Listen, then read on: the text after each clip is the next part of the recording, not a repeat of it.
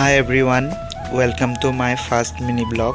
আশা কৰোঁ আপোনালোক সকলোৱে ভাল পাব আৰু মই এই ভিডিঅ'টোৰ জৰিয়তে আপোনালোকক দেখুৱাব বিচাৰিছোঁ যে আমাৰ আঘোণৰ ন কেনেকৈ খোৱা হয়। তো চাই থাকক সম্পূৰ্ণ ভিডিঅ'টো মই দেখুৱাই আছোঁ।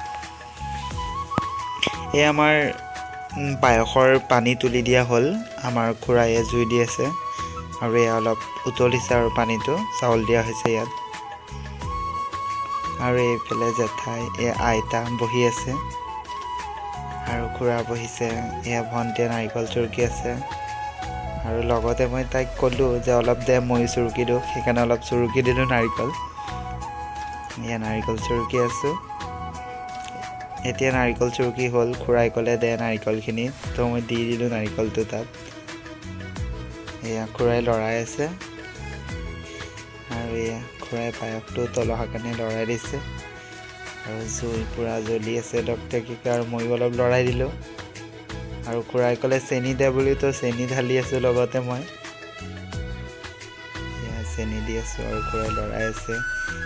ফাৰ্ষ্ট আমাৰ পায়স হৈ গ'ল। এতিয়া খুৰাই গাখীৰ দিব। এইটো লিকুইড গাখীৰ হয়, এটা দিছোঁ বুলি নাভাবিব, আৰু দি আছে খুৰাই। লিকুইড গাখীৰটো মিক্স কৰি আছে। আমাৰ পায়স অলৰেডি হ'লেই। Bye bye.